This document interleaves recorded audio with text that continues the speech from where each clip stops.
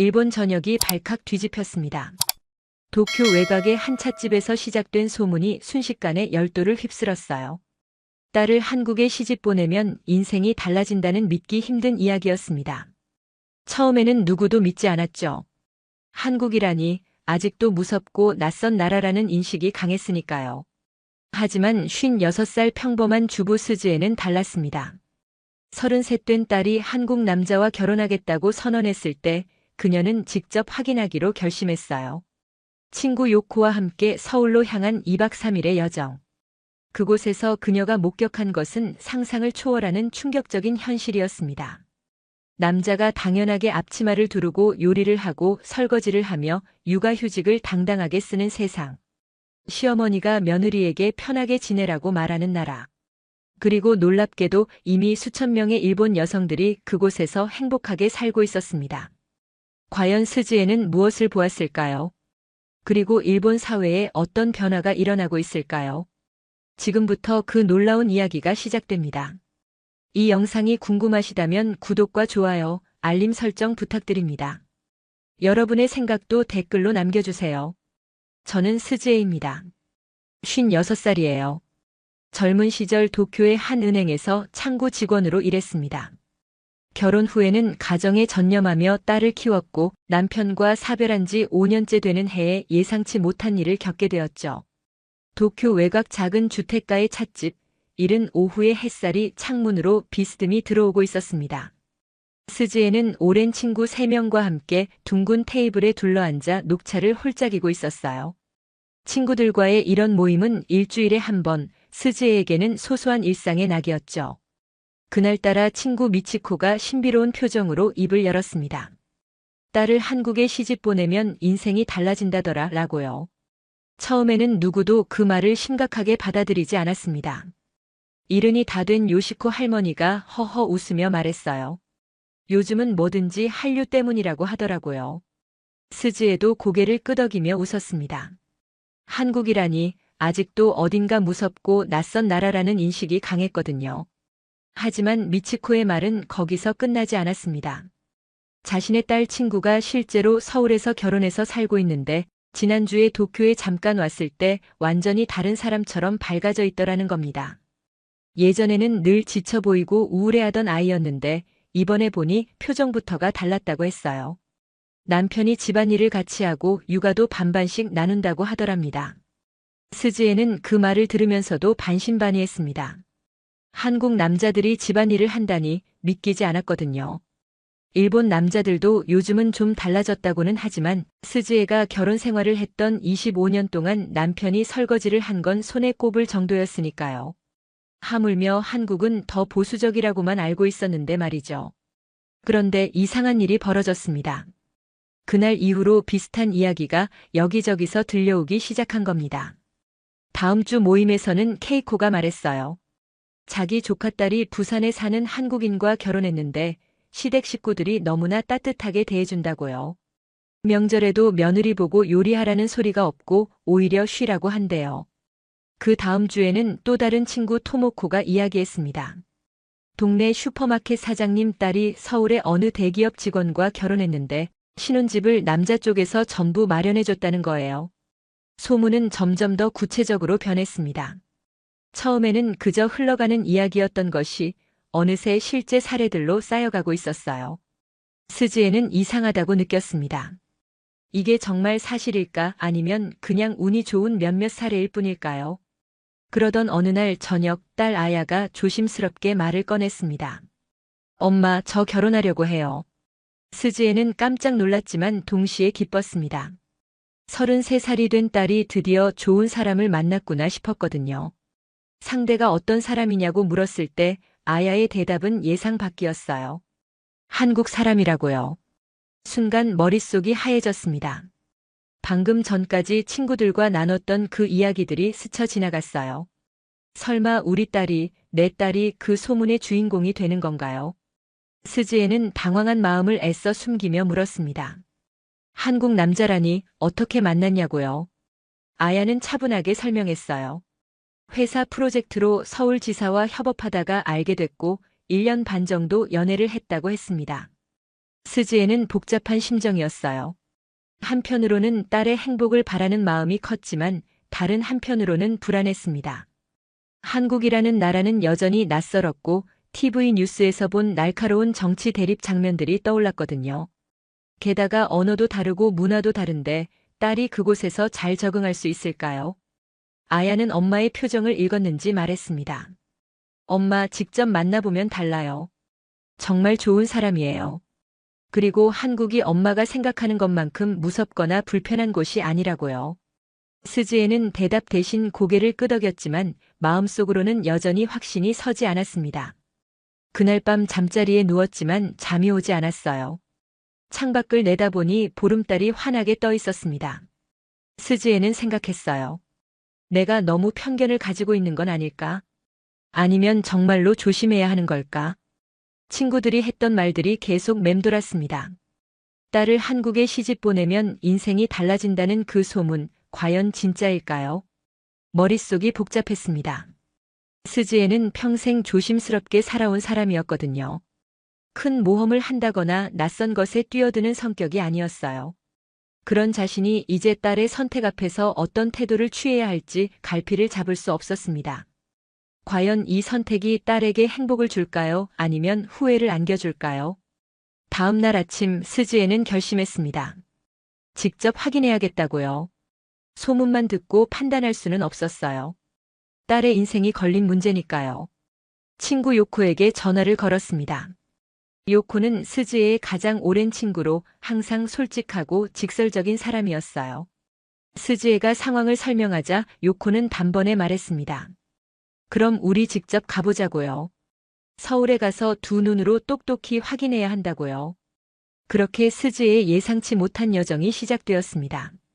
아야가 방으로 들어간 후 저는 거실 소파에 멍하니 앉아 있었습니다. 텔레비전에서는 저녁 뉴스가 흘러나왔지만 귀에 들어오지 않았어요. 한국 남자와 결혼한다는 딸의 말이 머릿속을 계속 맴돌았습니다. 솔직히 말하면 두려웠어요.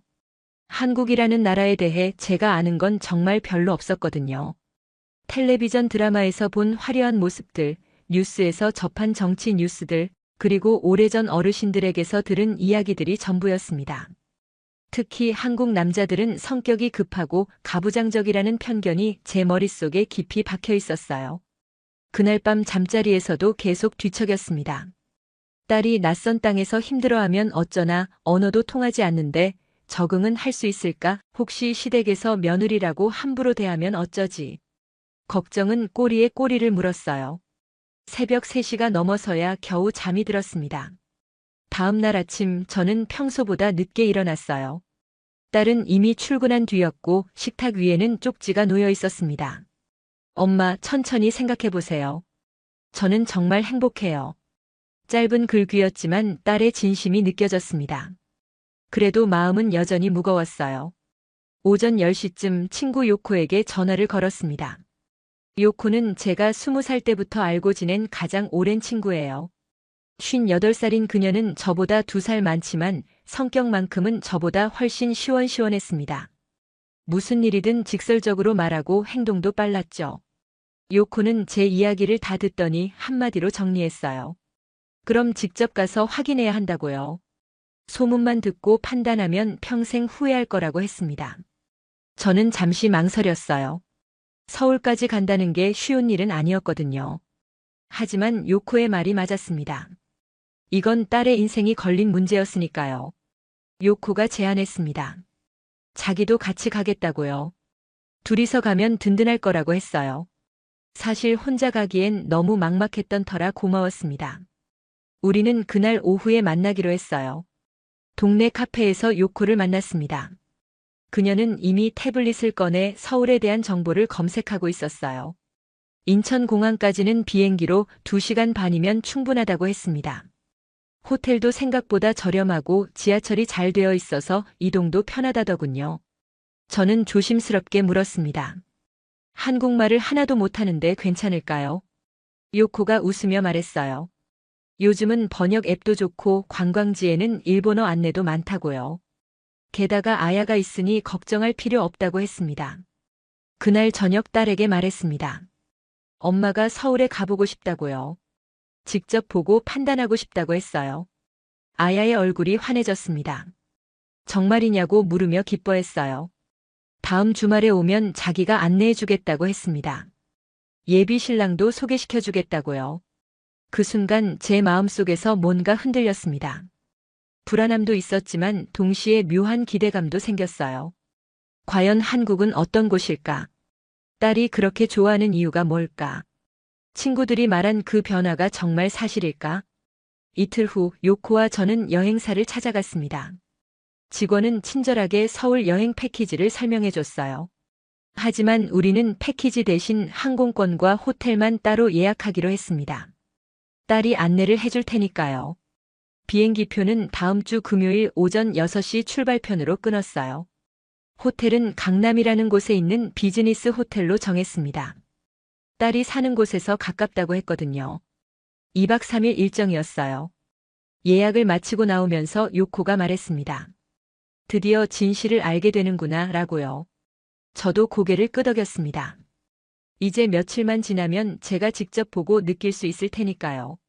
집으로 돌아오는 길 편의점에 들러 한국 여행 가이드북을 샀습니다. 그날 밤 침대에 누워 책장을 넘겼어요. 서울의 고궁들, 현대적인 건물들, 맛있어 보이는 음식들이 사진으로 가득했습니다. 생각보다 깨끗하고 세련된 도시 같았어요. 가이드북을 보다가 문득 이런 생각이 들었습니다. 제가 한국에 대해 너무 모르고 있었던 건 아닐까요? 막연한 편견만 가지고 있었던 건 아닐까? 딸은 분명히 뭔가를 보고 느꼈을 겁니다. 그래서 이런 결정을 한 거겠죠. 다음 날부터 저는 조금씩 한국에 대해 공부하기 시작했어요. 인터넷으로 서울의 모습을 찾아봤고 한국 드라마도 한두 편 봤습니다. 요코도 마찬가지였어요. 우리는 매일 전화로 정보를 주고받았습니다. 특히 놀라웠던 건 한국의 육아 문화였어요. 아빠들이 적극적으로 육아에 참여하고 육아휴직을 쓰는 남자들도 많다고 했습니다. 일본에서는 상상하기 힘든 풍경이었죠. 정말 그럴까 싶으면서도 한편으로는 기대가 됐어요. 출발 이틀 전밤 저는 캐리어를 꺼내 짐을 싸기 시작했습니다. 옷가지와 세면도구 그리고 딸에게 줄 선물을 챙겼어요. 딸이 좋아하는 교토 과자 세트였습니다. 짐을 싸면서 문득 깨달았어요. 제가 지금 하려는 건 단순한 여행이 아니라는 걸요. 이건 딸의 미래를 확인하러 가는 여정이었습니다. 그리고 어쩌면 제 자신의 편견과 맞서는 시간이 될지도 모른다는 생각이 들었어요. 출발 전날 밤 아야가 말했습니다. 엄마 열린 마음으로 봐주세요. 그리고 준호 오빠를 믿어주세요. 준호는 예비 사위의 이름이었어요. 저는 대답 대신 딸의 손을 꼭 잡았습니다. 내일이면 모든 게 분명해질 테니까요. 드디어 금요일 새벽이 밝았습니다. 요코와 저는 나리타 공항에서 만나기로 했어요. 비행기 출발 2시간 전인 새벽 4시에 공항에 도착했습니다. 요코는 이미 와 있었어요. 우리는 체크인을 마치고 출국장으로 향했습니다. 탑승 게이트 앞에 앉아 기다리는 동안 요코가 말했습니다. 스즈에 긴장되지 않냐고요. 저는 솔직하게 대답했어요. 긴장되지만 동시에 궁금하다고요. 과연 우리가 무엇을 보게 될지 말이에요. 탑승 안내 방송이 나왔습니다. 우리는 자리에서 일어나 비행기로 향했어요. 좌석에 앉아 안전벨트를 매는 순간 제 심장이 두근거리기 시작했습니다. 이제 곧 서울입니다. 딸이 선택한 그 도시로 가는 겁니다. 비행기가 활주로를 달리며 도쿄의 불빛이 멀어졌습니다. 2시간 반은 생각보다 짧게 지나갔어요. 잠깐 졸다 보니 착륙 안내 방송이 나왔습니다. 인천국제공항 활주로에 바퀴가 닿는 순간 저는 깊게 숨을 들이마셨어요. 공항 안으로 들어서자 말문이 막혔습니다. 생각보다 훨씬 넓고 깨끗했거든요. 천장이 높고 환했어요. 요코도 놀란 표정으로 주변을 둘러봤습니다. 입국 심사대로 가는 길에 직원이 일본어로 말을 걸더군요. 좋은 여행 되시라는 인사에 저는 깜짝 놀랐어요. 짐을 찾아 나오니 저 멀리서 아야가 손을 흔들고 있었습니다. 딸 옆에 키 큰 남자가 서 있었어요. 준호였죠. 아야가 달려와 저를 안았습니다. 엄마 오셨어요. 딸의 목소리는 밝고 힘차 보였어요. 표정도 예전보다 훨씬 밝았습니다. 준호가 조심스럽게 다가왔습니다. 어머님 처음 뵙겠습니다. 준호라고 합니다. 일본어가 유창했어요. 그는 우리 짐을 받아들며 주차장으로 안내했습니다. 요코가 제 귀에 속삭였어요. 생각보다 예의 바르네요. 준호의 흰색 세단에 올라 서울로 향했습니다. 고속도로는 넓고 잘 정비되어 있었어요. 차들이 빠르게 달렸지만 모두 차선을 잘 지켰습니다. 양옆으로 수십 층 높이의 아파트 단지들이 보였어요. 요코가 감탄했습니다. 저렇게 높은 아파트에 사람들이 사는구나. 서울 시내로 들어서자 풍경이 달라졌어요. 높은 빌딩들이 질비했지만 어수선하지 않았습니다. 신호등이 바뀌면 차들이 일제히 멈췄고 사람들은 침착하게 횡단보도를 건넜어요. 준호가 설명했습니다. 이곳이 강남이라고요. 건물들은 현대적이었고 거리는 깨끗했습니다. 호텔에 도착했어요. 깔끔한 비즈니스 호텔이었습니다. 준호가 체크인까지 도와줬어요. 6층 방은 예상보다 넓었습니다. 창문을 열자 서울 거리가 내려다 보였어요. 아야가 말했습니다. 좀 쉬시다가 저녁에 식사해요. 준호 오빠가 맛있는 곳 예약했대요. 딸과 준호가 나간 후 요코가 말했어요. 스즈에 생각보다 괜찮은데. 이 도시 말이야. 저도 인정할 수밖에 없었습니다. 공항도 깨끗했고 거리도 질서정연했어요. 특히 준호의 태도가 인상적이었습니다. 하지만 아직 단정 짓기는 이르다고 생각했어요. 2시간쯤 지나 아야에게서 전화가 왔습니다. 6시에 로비에서 만나자고요. 저는 요코를 깨워 준비했어요. 로비에는 정장 차림의 준호가 기다리고 있었습니다. 퇴근 후 바로 온 것 같았어요. 우리는 한강 근처 한정식 집으로 향했습니다. 한옥 스타일 건물이 고즈넉했어요. 안으로 들어가니 나무 향이 은은했습니다. 자리에 앉자 반찬들이 나오기 시작했어요. 10가지가 넘는 반찬들이 정갈했습니다. 준호가 하나하나 설명해줬어요. 시금치나물, 도라지 무침이라고요. 일본어로 친절하게 설명하는 그의 모습에 마음이 조금씩 누그러졌습니다. 메인 요리인 갈비찜이 나왔어요. 첫 맛은 놀라웠습니다. 부드럽고 양념이 깊었어요. 요코도 맛있다며 연신 젓가락을 움직였습니다. 식사 중 준호와 이야기를 나눴어요. 35살로 IT 회사에 다니고 부모님은 부산에 계신다고 했습니다. 차분하고 성실해 보였어요. 무엇보다 아야를 대하는 태도가 인상적이었습니다. 늘 아야를 먼저 배려하고 그녀의 말에 귀 기울였어요. 식사가 끝나갈 무렵 준호가 조심스럽게 말했습니다. 어머님, 내일 저희 집에 오시겠어요?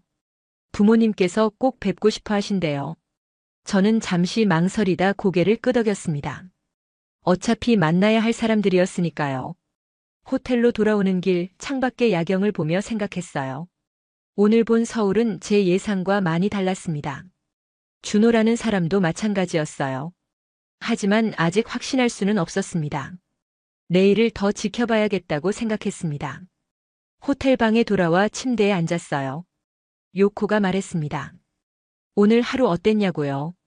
저는 솔직하게 대답했어요. 생각보다 나쁘지 않았다고요. 아니, 좋았다고 했습니다. 요코도 고개를 끄덕였어요. 자기도 마찬가지라고 했습니다. 그날 밤 저는 조금 더 편안한 마음으로 잠들 수 있었어요. 다음 날 아침 9시 준호가 호텔로 마중을 왔습니다. 우리는 강북 아파트 단지로 향했어요. 준호와 아야가 사는 곳이었습니다. 15층 집은 햇살 가득하고 깨끗했어요. 아야가 말했습니다. 엄마 편하게 계세요. 준호 오빠가 아침 준비할게요. 저는 깜짝 놀랐어요. 준호가 앞치마를 두르고 주방으로 들어가 능숙하게 야채를 썰기 시작했습니다. 일본에서는 상상하기 힘든 광경이었어요. 20분 후 식탁에 계란말이, 샐러드, 베이컨, 미역국이 차려졌습니다. 저는 물었어요. 항상 이렇게 요리를 하냐고요. 준호가 웃으며 대답했습니다. 돌아가면서 한다고 오늘은 자기 차례였다고요. 아야가 덧붙였습니다. 엄마, 여기선 당연한 일이에요. 당연하다는 그 말이 제 가슴을 찔렀습니다. 저는 25년 결혼 생활 동안 남편이 요리하는 걸 본 적이 없었거든요. 그게 당연하다고 생각했었죠. 식사 후 준호가 자연스럽게 설거지를 했어요. 아야는 커피를 내렸습니다. 둘의 움직임이 자연스러웠어요. 요코가 물었습니다. 평일에도 이렇게 하냐고요. 준호가 고개를 끄덕였어요. 출근 전 설거지 정도는 당연히 한다고요. 거실에서 커피를 마시며 이야기를 나눴습니다. 준호는 회사 육아휴직 제도가 잘 되어 있다고 했어요. 남자 직원들도 많이 쓰고 팀장님도 석 달간 다녀왔다고요. 저는 놀랐습니다. 일본에서는 거의 불가능한 일이었거든요. 오후 1시쯤 준호 부모님이 부산에서 도착했습니다. 준호 어머니가 제 손을 꼭 잡으며 말했어요. 아야를 잘 키우셨다고 좋은 딸을 만나 기쁘다고 하셨습니다. 며느리 부모를 이렇게 반갑게 맞아주다니요. 점심 후 준호 아버지가 말했습니다.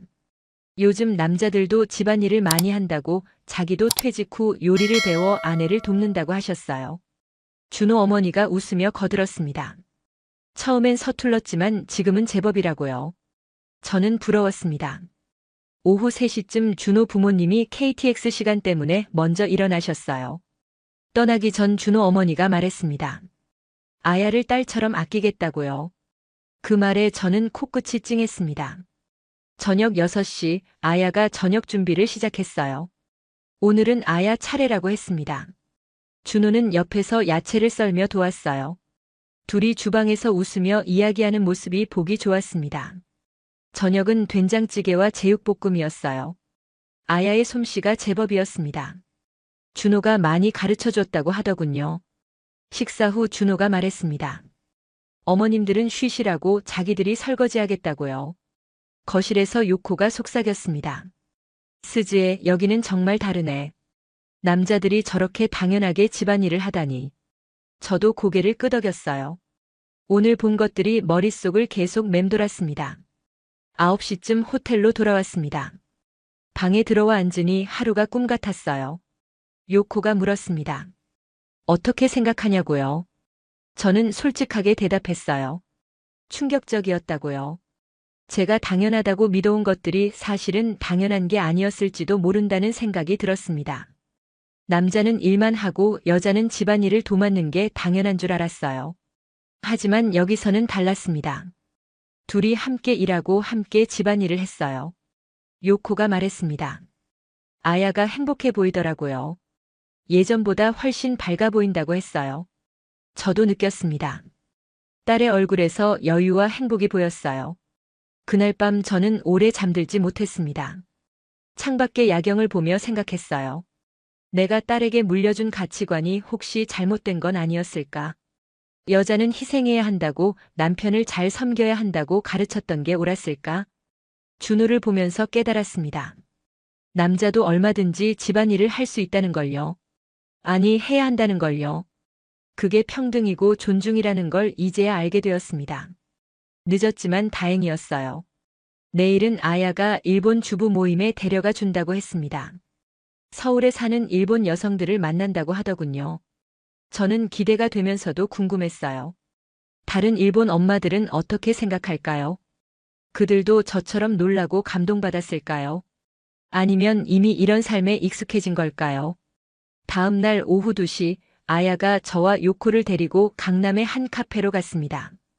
고급스러운 인테리어의 카페였어요. 2층 단체 룸을 예약해뒀다고 하더군요. 계단을 올라가니 이미 15명 정도의 여성들이 앉아 있었습니다. 아야가 소개했어요. 엄마, 이분들이 서울에 사는 일본 분들이에요. 모두 한국 남자와 결혼해서 여기서 살고 계세요. 여성들이 일제히 인사했습니다. 처음 뵙겠습니다. 편하게 앉으세요. 자리에 앉으니 한 분이 먼저 말을 꺼냈어요. 45살쯤 되어 보이는 요시다라는 분이었습니다. 저는 5년 전에 이곳으로 왔어요. 처음엔 불안했지만 지금은 너무 만족하고 있다고 했습니다. 옆자리에 젊은 여성이 거들었어요. 32살의 나나코였습니다. 저는 3년 전에 결혼했는데 일본에서 직장 생활할 때보다 훨씬 행복해요. 남편이 집안일도 돕고 제 의견도 존중해 주거든요. 그녀의 표정은 밝았습니다. 한 분 한 분 자기 이야기를 시작했어요. 대부분이 비슷한 경험을 했더군요. 처음에는 가족들의 반대가 있었다고 했습니다. 한국이라는 낯선 나라, 언어도 다르고 문화도 다른 곳으로 가는 게 걱정됐다고요. 하지만 지금은 모두 그 선택을 후회하지 않는다고 했습니다. 50살쯤 되어 보이는 미즈키라는 분이 말했어요. 저는 일본에서 25년 결혼 생활을 했어요. 남편은 회사만 다니고 집안일은 모두 제 몫이었죠. 아이 셋을 키우면서 정말 힘들었습니다. 그런데 남편과 사별하고 우연히 한국 사람을 만났어요. 재혼한 지 3년째인데 인생이 완전히 달라졌습니다. 미즈키는 계속 말했어요. 지금 남편은 퇴근하면 저녁 준비를 같이 해요. 주말에는 청소도 같이 하고요. 처음엔 적응이 안 됐어요. 남자가 이런 일을 해도 되나 싶었거든요. 하지만 지금은 이게 당연한 거라는 걸 알아요. 그녀의 눈빛이 촉촉했습니다. 36살의 아키코가 웃으며 말했습니다. 저는 첫 결혼이 한국이에요. 그래서 비교 대상이 없긴 한데 일본에 계신 친구들 이야기 들으면 정말 다르더라고요. 친구들은 육아 때문에 지쳐 있는데 저는 남편이 절반을 나눠주니까 여유가 있어요. 요코가 조심스럽게 물었습니다. 혹시 힘든 점은 없나요? 언어나 문화 차이 같은 거요. 여성들이 고개를 끄덕였어요. 물론 있죠. 처음 1년은 정말 힘들었다고 했습니다. 한국어도 서툴고 음식도 낯설고 외로웠다고요. 하지만 나나코가 말했습니다. 그래도 남편이 잘 도와줬어요. 한국어도 천천히 가르쳐주고 일본 음식이 먹고 싶으면 같이 만들어주고요. 무엇보다 제 감정을 이해하려고 노력했어요. 그게 가장 큰 힘이 됐습니다. 40대 초반의 카오리가 말했어요. 저는 시댁 문제가 걱정이었어요. 한국은 시댁 문화가 엄격하다고 들었거든요. 하지만 의외였어요. 시어머니가 오히려 저한테 편하게 지내라고 하시더라고요. 명절에도 며느리 보고 부엌일 하라는 소리가 없었어요. 요시다가 거들었습니다. 맞아요. 요즘 한국은 많이 변했어요. 특히 젊은 세대는 더 그렇고요. 남편들이 아내를 동등한 파트너로 여겨요.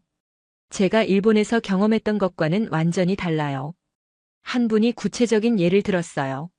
저희 남편은 아이가 아플 때 회사에 당당히 말하고 조퇴해요. 육아는 엄마만의 일이 아니라고 생각하거든요. 그런 남편을 보면서 제가 얼마나 존중받고 있는지 느껴요. 미즈키가 말했습니다. 일본에서는 남편이 육아휴직을 쓴다는 게 거의 불가능하잖아요. 회사에서도 눈치 주고 주변에서도 이상하게 봐요. 하지만 여기는 달라요. 남자들도 당당하게 육아휴직을 써요. 젊은 유카가 스마트폰을 꺼내 보여줬어요.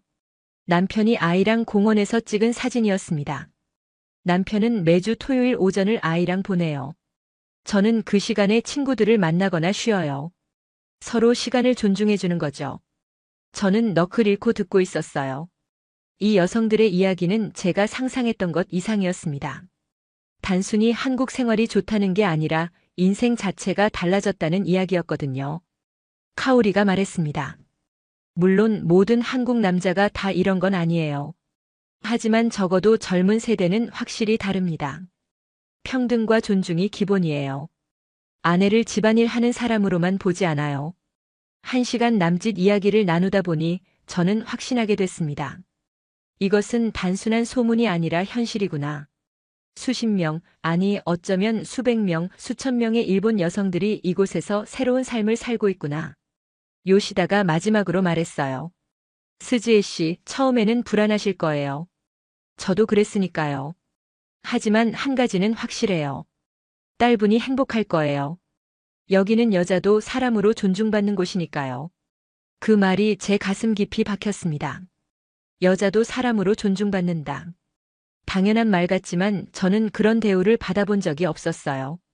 남편을 섬기고 아이를 키우고 집안일을 도맡는 게 여자의 역할이라고만 생각했으니까요. 모임이 끝나고 카페를 나오는데 요코가 말했습니다. 스즈에 우리가 틀렸던 것 같아. 한국이 이렇게 좋은 곳인 줄 몰랐어. 저도 고개를 끄덕였어요. 제 편견이 얼마나 깊었는지 깨달았습니다. 차를 타고 호텔로 돌아오는 길 저는 창밖을 보며 생각했어요. 딸 아야가 이곳을 선택한 이유를 이제야 알 것 같았습니다. 단순히 사랑하는 사람이 있어서가 아니라 자신을 존중받을 수 있는 곳이기 때문이었구나. 그날 밤 호텔방에서 요코와 이야기를 나눴어요. 우리 세대는 어쩌면 희생을 당연하게 여기며 살았던 것 같다고요. 하지만 우리 딸들은 달라야 한다고요. 행복할 자격이 있다고요. 요코가 말했습니다. 내일이 서울에서의 마지막 날이네. 저는 고개를 끄덕였어요. 짧은 2박 3일이었지만 제 인생관이 완전히 바뀐 시간이었습니다. 이제 일본으로 돌아가면 뭘 해야 할까요? 주변 사람들에게 이 이야기를 해야 할까요? 카페를 나오며 요코가 저를 붙잡았습니다. 스즈에 잠깐만. 저기 저분께 물어보고 싶은 게 있어. 요코는 카오리에게 다가갔어요. 조심스럽게 물었습니다. 혹시 이렇게 모이는 분들이 많나요? 서울에만 이렇게 계신 건가요? 카오리가 웃으며 대답했습니다. 아니에요. 서울만이 아니에요. 부산, 대구, 인천, 심지어 지방 소도시에도 일본 여성들이 많이 살고 있어요. 저희 같은 모임이 전국에 수십 개는 될 거예요. 요코의 눈이 커졌습니다. 수십 개요. 옆에 있던 요시다가 거들었어요. 제가 아는 결혼정보사 관계자분 말로는 도쿄 본사에서만 올해 1000명이 넘는 일본 여성이 한국 남성과 결혼했대요. 작년에는 800명 정도였는데 올해는 더 늘었다고 하더라고요. 저는 깜짝 놀라 물었습니다. 1000명이요. 한 해예요. 요시다가 고개를 끄덕였어요. 네, 도쿄만요. 오사카나 나고야 쪽도 비슷하대요. 지금은 거기서도 한국행 설명회가 정기적으로 열리고 있다고 합니다. 미즈키가 스마트폰을 꺼내 보여줬어요. 화면에는 어느 결혼정보사의 광고가 떠 있었습니다. 한국 남성과의 행복한 만남이라는 문구가 크게 적혀 있었어요. 요즘은 이런 광고를 자주 볼 수 있다고 했습니다. 나나코가 말했어요. 제 일본 친구들도 관심 있어 해요. 저보고 어떠냐고 물어보는 친구가 한둘이 아니에요. 실제로 작년에 제 친구들도 이곳으로 왔어요. 지금 부산이랑 대전에 살고 있어요. 요코가 믿기지 않는다는 표정으로 물었습니다. 정말 그렇게 많은 일본 여자들이 한국으로 오고 있다고요? 이게 유행인가요? 아키코가 웃으며 대답했어요. 유행이라기보다는 이제 선택지가 된 거죠. 일본에서 힘들게 살기보다 여기서 존중받으며 사는 게 낫다는 걸 많은 사람들이 알게 된 거예요. 카오리가 덧붙였습니다. SNS 영향도 커요. 인스타그램이나 유튜브에 한국 생활 올리는 일본 여성들이 많거든요. 그걸 보고 관심 갖는 사람들이 늘어나고 있어요. 실제로 저도 유튜브 채널 하나 운영하는데 구독자가 2만 명이 넘어요. 저는 멍하니 그 말들을 듣고 있었습니다. 1000명, 수천 명. 제가 두려워하고 망설였던 그 선택을 이미 수천 명의 일본 여성들이 하고 있었던 거예요. 그리고 그들 대부분이 만족하며 살고 있다는 겁니다. 요시다가 말했어요. 작년에 도쿄에서 한일 국제 결혼 세미나가 열렸는데 200명 정원이 하루 만에 마감됐대요. 그만큼 관심이 많다는 거죠. 이제는 한국 남성과의 결혼이 특별한 게 아니라 하나의 현실적인 선택이 된 거예요. 미즈키가 조심스럽게 말했습니다. 물론 모든 게 완벽한 건 아니에요. 문화 차이도 있고 적응하는 게 쉽지만은 않아요.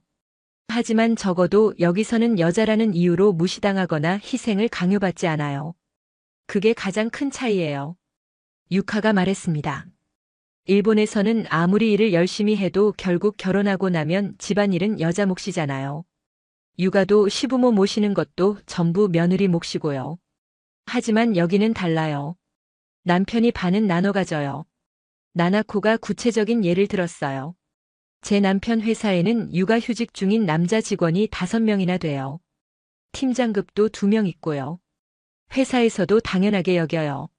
일본에서는 상상도 못할 일이죠. 아키코가 말했습니다. 한국 정부에서도 남성 육아휴직을 장려하고 있어요. 육아휴직 급여도 잘 나오고 회사에서도 눈치 안 줘요. 실제로 남편 친구들 중에 육아휴직 안 쓴 사람이 더 적을 정도예요. 카오리가 스마트폰을 다시 꺼냈어요. 한국통계청 자료라고 했습니다. 화면에는 그래프가 보였어요. 남성 육아휴직 사용률이 매년 증가하고 있다는 자료였습니다. 작년에는 3만 명이 넘는 남성이 육아휴직을 썼다고 하더군요. 요시다가 말했어요. 이게 단순히 제도만 있는 게 아니라 실제로 쓰는 사람이 많다는 게 중요해요. 일본도 제도는 있지만 실제로 쓰는 남자는 거의 없잖아요. 여기는 달라요. 당당하게 쓸 수 있어요. 저는 그제야 깨달았습니다. 이건 단순히 몇몇 사람들의 운 좋은 경험담이 아니라는 걸요. 사회 전체가 변화하고 있었던 겁니다. 남녀 평등, 육아 공동 분담, 가사 노동의 가치 인정. 이런 것들이 이곳에서는 당연한 문화로 자리 잡고 있었어요. 미즈키가 마지막으로 말했습니다. 스즈에 씨, 딸분이 좋은 선택을 하신 거예요. 이제 일본에서도 점점 이 사실을 알게 될 거예요. 이미 알고 있는 사람들이 수천 명이나 되니까요. 우리가 그 증인이에요. 카페를 완전히 나서며 저는 요코를 봤습니다. 그녀도 충격받은 표정이었어요. 우리는 한동안 말없이 걸었습니다. 머릿속이 복잡했어요. 이 모든 게 사실이라는 게 믿기지 않았지만 동시에 부인할 수도 없었습니다. 아야가 차로 안내하며 말했습니다. 엄마, 이제 좀 이해가 되세요. 제가 왜 이곳을 선택했는지요. 저는 고개를 끄덕였어요. 이해가 됐습니다. 아니, 이제야 제대로 이해하게 됐어요. 차를 타고 가면서 요코가 말했습니다. 스즈에, 우리가 너무 몰랐던 것 같아. 세상이 이렇게 변하고 있었는데 말이야. 저도 동의했어요. 우리는 일본이라는 작은 세계에 갇혀 있었던 거예요. 호텔에 도착해 방으로 들어가자마자 요코가 소파에 털썩 앉았습니다. 1000명, 수천 명. 계속 중얼거렸어요. 이게 정말 현실이라니. 저도 창가에 서서 밖을 내다봤습니다. 이 거대한 도시 어딘가에 수천 명의 일본 여성들이 살고 있구나. 그날 저녁 아야와 저녁을 먹으면서 물었습니다. 아야야, 너는 언제부터 이런 걸 알았니? 아야가 웃으며 대답했어요. 회사에서 한국 지사 사람들과 일하면서 알게 됐어요. 그들이 아내를 대하는 태도가 일본 남자들과 너무 달랐거든요. 아야가 계속 말했습니다. 엄마, 저는 행복해요. 준호 오빠는 저를 동등한 파트너로 봐요. 제 의견을 존중하고 함께 가정을 꾸려가요. 이게 결혼이구나 싶었어요. 딸의 눈빛이 반짝였습니다. 저는 딸의 손을 잡았어요. 엄마가 미안하다.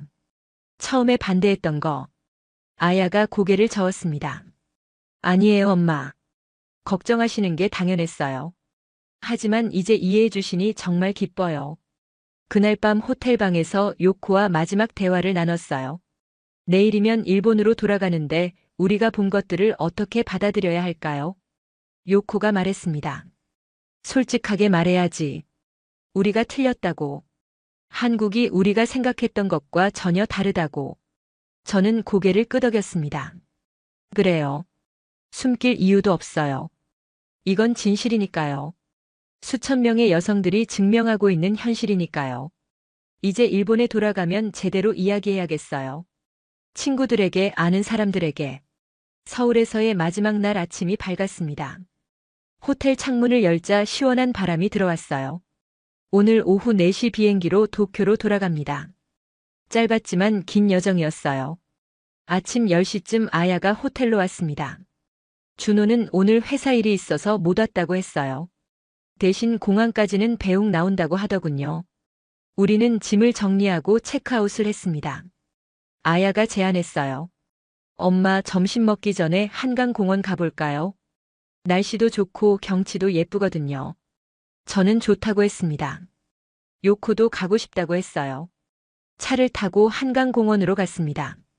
넓은 강변에는 사람들이 여유롭게 산책하고 있었어요. 자전거를 타는 사람들도 보였고 돗자리를 펴고 앉아있는 가족들도 있었습니다. 평화로운 풍경이었어요. 강변 벤치에 앉았습니다.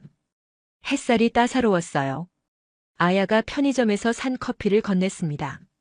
세 사람이 나란히 앉아 한강을 바라봤어요. 한동안 아무도 말이 없었습니다. 요코가 먼저 입을 열었어요. 아야야, 너 정말 좋은 선택했구나. 행복하게 살아. 아야가 웃으며 고개를 끄덕였습니다. 네, 이모. 정말 행복해요. 저는 딸의 손을 잡았습니다. 아야야. 딸이 저를 쳐다봤어요. 엄마가 미안하다. 처음에 내 선택을 믿지 못했던 거. 한국이라는 나라에 대해 편견을 가지고 있었어. 그게 잘못이었어. 아야의 눈가가 촉촉해졌습니다. 엄마, 괜찮아요. 이해해요. 저도 엄마 입장이었다면 걱정했을 거예요. 낯선 나라니까요. 저는 고개를 저었어요. 아니야. 낯선 게 문제가 아니었어. 엄마가 세상을 너무 좁게 봤던 거야. 일본 방식만이 맞다고 생각했어. 여자는 희생해야 하고 남편을 섬겨야 한다고 믿었지. 하지만 그게 틀렸더구나. 딸이 조용히 들었습니다. 저는 계속 말했어요. 이틀 동안 여기서 본 것들이 엄마한테는 충격이었어. 준호가 당연하게 집안일 하는 모습, 부모님이 며느리를 존중하는 태도, 수천 명의 일본 여성들이 행복하게 사는 모습. 모든 게 엄마가 믿어왔던 것과 달랐어. 아야가 말했습니다. 엄마는 잘못한 게 없어요. 그냥 시대가 달랐던 거예요. 엄마 세대는 그렇게 사는 게 당연했으니까요. 저는 눈물이 핑 돌았어요. 아니야, 아야야. 그게 당연한 게 아니었어. 엄마가 그렇게 믿고 살았을 뿐이지. 사실 엄마도 힘들었어. 내 아빠는 좋은 사람이었지만 집안일은 거의 안 했어. 육아도 전부 엄마 몫이었지. 딸이 제 손을 꼭 잡았습니다. 엄마. 저는 엄마가 너무 대단하다고 생각해요. 그렇게 힘든 상황에서도 저를 잘 키워주셨잖아요. 저는 고개를 저었어요. 대단한 게 아니야. 그냥 그렇게 사는 게 당연하다고 생각했을 뿐이야. 하지만 너는 달라야 해. 너는 존중받으며 살아야 해. 준호가 그렇게 해주는구나. 엄마가 이제 알았어. 요코가 옆에서 조용히 말했습니다. 스즈에 우리 세대가 희생하며 산 덕분에 우리 딸들은 다르게 살 수 있게 된 거야. 그것만으로도 의미가 있어. 저는 요코의 말에 위로받았습니다. 그래요. 우리가 견뎌낸 덕분에 딸들은 선택할 수 있게 됐어요. 더 나은 삶을 선택할 수 있게 됐죠. 아야가 말했습니다. 엄마, 준호 오빠가 그러는데요. 일본 여성들이 한국 남자들한테 인기가 많은 이유는 서로 잘 맞아서래요. 일본 여성들은 성실하고 책임감 있고 한국 남자들은 가족을 소중히 여기고 평등하게 대해준대요. 저는 고개를 끄덕였어요. 그런 것 같구나. 서로가 서로에게 필요한 거네. 일본 여성들은 존중받고 싶어하고 한국 남성들은 그렇게 대해줄 준비가 되어 있고. 한강을 바라보며 저는 생각했습니다. 지난 이틀이 제 인생을 바꿔놨어요. 56해를 살면서 당연하다고 믿었던 것들이 무너졌습니다. 하지만 슬프지 않았어요. 오히려 새로웠습니다. 점심시간이 되어 근처 식당으로 갔습니다. 한정식집이었어요. 조용하고 깔끔한 곳이었습니다. 음식을 먹으면서 아야와 이런저런 이야기를 나눴어요. 결혼식 날짜, 신혼여행 계획, 앞으로의 계획들. 아야가 말했습니다. 엄마 결혼식에는 준호 오빠 친구들도 많이 올 거예요. 회사 동료들이요. 다들 좋은 사람들이에요. 엄마가 만나보시면 놀라실 거예요. 저는 웃으며 대답했어요. 이제는 안 놀라. 엄마가 많이 배웠거든. 한국 남자들이 얼마나 좋은지 이제 알아. 식사를 마치고 시계를 봤습니다. 오후 1시였어요. 슬슬 공항으로 가야 할 시간이었습니다. 아야가 차를 몰고 인천공항으로 향했습니다. 차 안에서 요코가 말했습니다. 아야야, 가끔 일본에 놀러와. 이모가 맛있는 거 많이 해줄게. 아야가 웃으며 대답했어요. 네, 이모. 꼭 갈게요. 저는 창밖을 보며 서울의 거리를 눈에 담았습니다. 이 도시가 이제는 낯설지 않았어요. 오히려 친근했습니다. 딸이 사는 곳이니까요. 딸이 행복한 곳이니까요. 공항에 도착하니 준호가 기다리고 있었습니다. 회사 일을 일찍 마치고 왔다고 하더군요. 어머님 잘 다녀가세요. 다음에 또 오세요. 준호의 인사가 진심으로 느껴졌습니다. 저는 준호에게 말했어요. 준호 씨, 우리 아야 잘 부탁해요. 준호가 고개를 숙였습니다. 걱정 마세요, 어머님. 아야를 정말 소중하게 생각해요. 평생 행복하게 해드릴게요. 그 말에 저는 안심했습니다. 이 사람은 약속을 지킬 사람이라는 걸 알 수 있었어요. 지난 이틀 동안 본 그의 모습이 증명했으니까요. 출국 심사를 앞두고 아야를 안았습니다. 딸아, 행복하게 살아. 아야가 제 품에서 울먹였어요. 엄마 사랑해요. 저도 울컥했지만 참았습니다. 웃으며 보내야 했으니까요. 비행기에 오르기 전 마지막으로 뒤를 돌아봤습니다. 아야와 준호가 손을 흔들고 있었어요. 둘이 나란히 서 있는 모습이 보기 좋았습니다. 저는 손을 흔들며 생각했어요. 딸아, 잘했어. 정말 잘했어. 비행기 좌석에 앉자 요코가 말했습니다. 스즈에, 우리 정말 좋은 거 봤네. 인생이 바뀌는 걸 봤어. 저도 고개를 끄덕였어요. 그래요. 우리 딸들이 우리보다 더 나은 삶을 사는 걸 봤어요. 비행기가 이륙하며 서울이 멀어졌습니다. 창밖으로 보이는 도시를 보며 저는 다짐했어요. 일본에 돌아가면 이 이야기를 해야겠다고. 친구들에게, 아는 사람들에게. 한국이 어떤 곳인지, 딸들이 어떻게 행복하게 살 수 있는지. 요코가 말했습니다. 스즈에, 우리가 증인이 됐어. 수천 명 일본 여성들의 행복을 본 증인. 저는 웃었어요. 맞아요. 우리가 증인이에요. 그리고 전달자가 돼야 해요. 2시간 반의 비행 끝에 나리타 공항에 도착했습니다. 일본 땅을 밟으며 이상한 느낌이 들었어요. 이틀 전과는 다른 제가 돌아온 것 같았습니다. 더 현명해지고 더 열린 마음을 가진 제가요. 공항을 나서며 요코가 말했습니다. 스즈에, 다음 주 찻집 모임 때 이야기해줘. 친구들이 알아야 해. 저는 고개를 끄덕였어요. 그럴게요. 제대로 이야기해줄게요. 집으로 돌아가는 전철 안에서 저는 창밖을 봤습니다. 익숙한 도쿄 풍경이었지만 이제는 다르게 보였어요. 이곳의 여성들도 달라질 수 있을 거라는 희망이 보였습니다. 아야처럼 수천 명의 여성들처럼요. 서울에서 돌아온 지 사흘이 지났습니다. 일주일에 한 번 하던 찻집 모임 날이 돌아왔어요. 평소처럼 오후 2시에 친구들이 모였습니다. 미치코, 케이코, 토모코, 그리고 요시코 할머니까지. 모두 제가 서울 다녀온 이야기를 궁금해했어요. 자리에 앉자마자 미치코가 물었습니다. 스즈에, 어땠어? 한국 정말 괜찮았어. 저는 천천히 입을 열었어요. 괜찮은 정도가 아니었어. 완전히 달랐어. 제가 상상했던 것과는 전혀 달랐다고 했습니다. 케이코가 놀란 표정으로 물었어요. 뭐가 그렇게 달랐는데요? 저는 준호가 아침을 만들고 설거지를 하던 모습부터 이야기하기 시작했습니다. 남자가 앞치마를 두르고 요리하는 게 당연한 일이라고 집안일을 돌아가면서 한다고 했어요. 토모코가 고개를 가웃거렸습니다. 설마 특별한 경우 아니야. 모든 한국 남자가 그럴 리는 없잖아. 요코가 거들었어요. 아니야. 우리가 만난 일본 주부들도 다 같은 이야기를 했어. 15명이나 됐는데 모두 행복하다고 했다니까. 요시코 할머니가 놀라며 물었어요. 15명이나. 그렇게 많은 일본 여자들이 그곳에 사나요? 저는 고개를 끄덕였습니다. 15명은 그날 모임에 나온 사람들이고요. 실제로는 서울에만 수백 명, 한국 전체로는 수천 명이 산다고 했어요. 미치코의 눈이 커졌습니다. 수천 명이요. 정말이요. 요코가 설명했어요. 도쿄 결혼정보사에서만 올해 1000명 넘게 한국으로 갔대. 오사카, 나고야도 마찬가지고. 지금은 한국행 설명회가 정기적으로 열린다고 하더라고.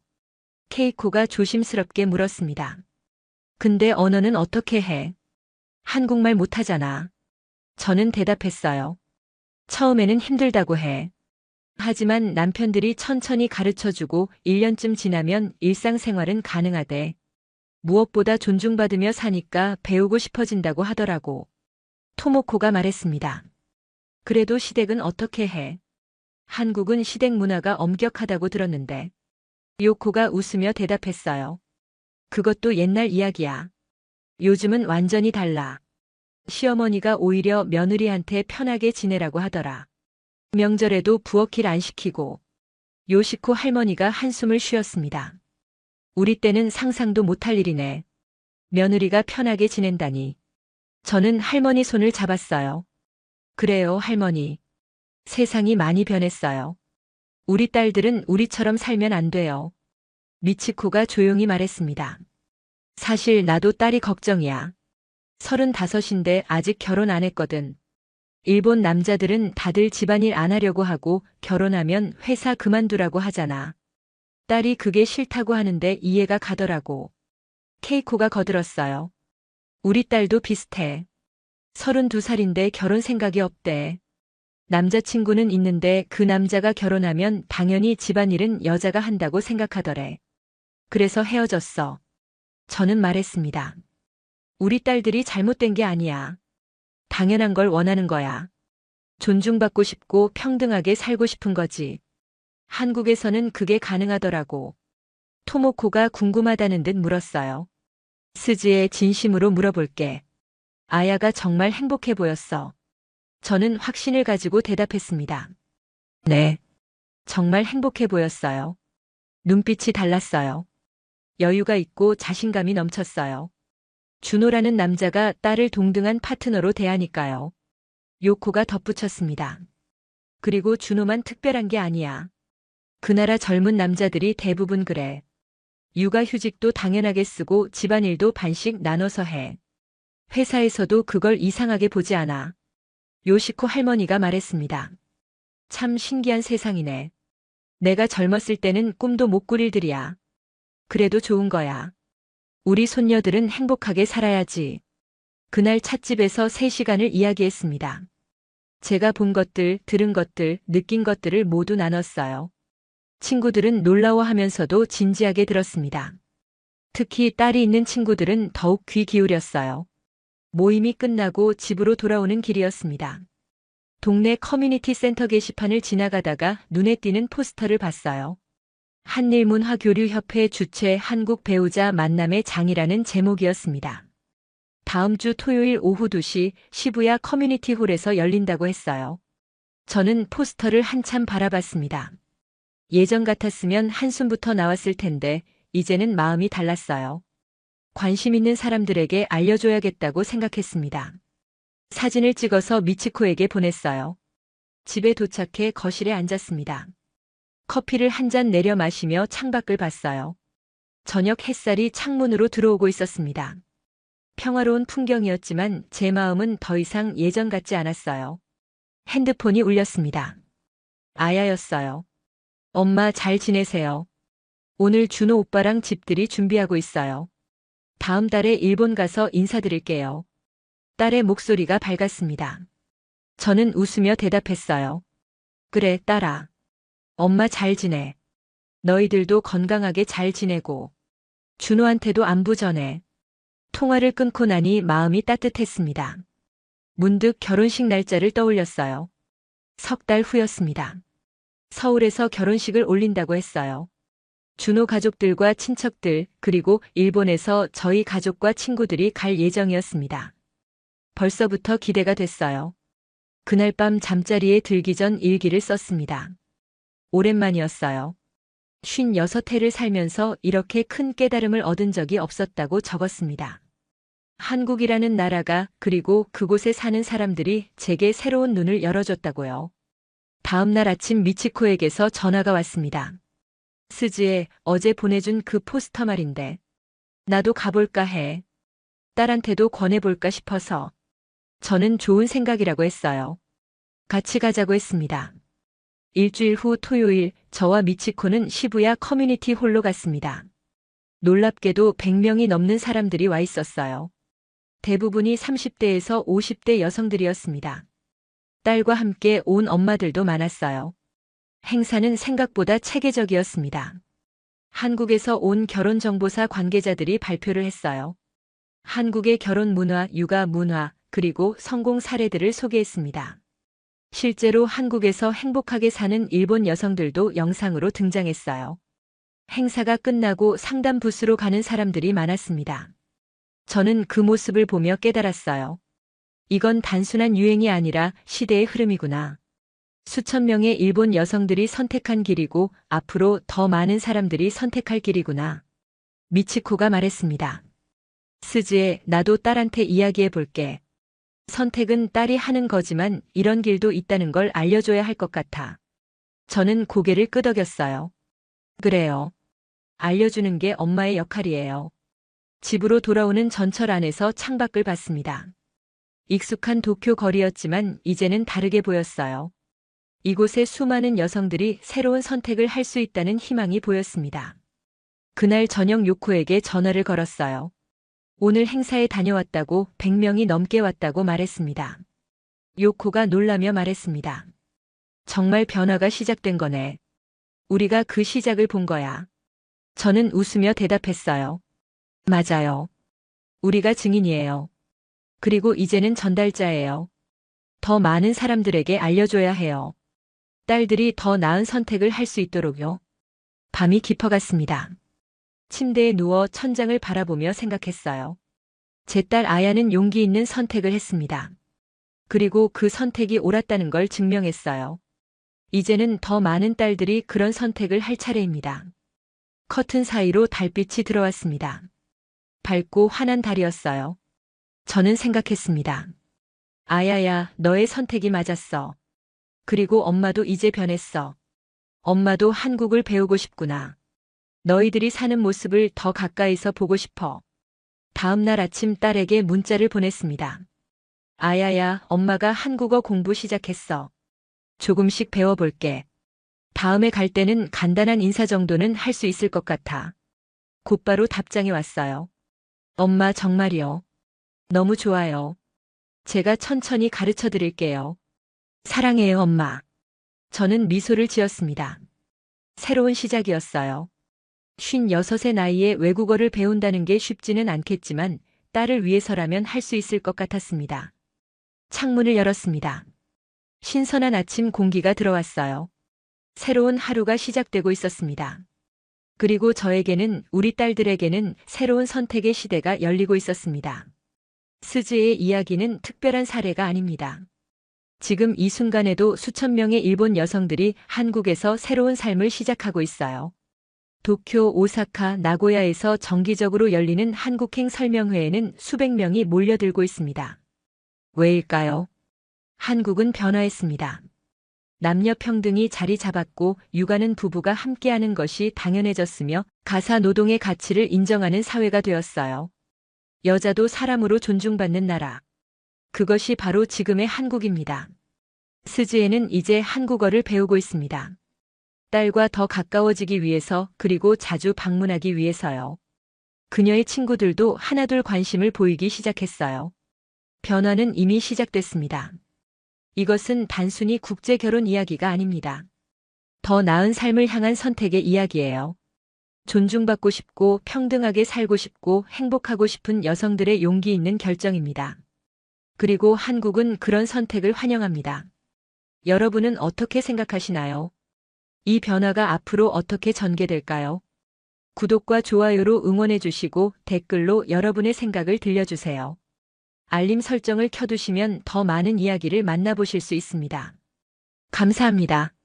감사합니다. 감사합니다. 감사합니다. 감사합니다. 감사합니다. 감사합니다.